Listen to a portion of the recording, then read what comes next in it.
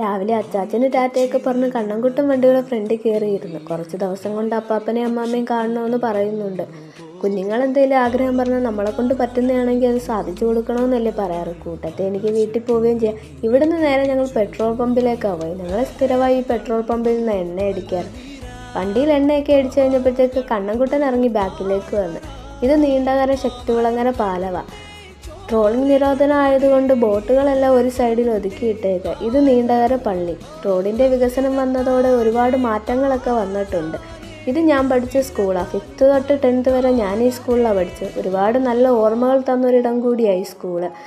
പിന്നെ നേരെ പോകുന്നത് കണ്ണാട്ടുടി അമ്പലത്തിൻ്റെ അടുത്തൂടെയാണ്. ഇവിടെ വെച്ചാണ് ഞങ്ങളുടെ വിവാഹം നടന്നത്.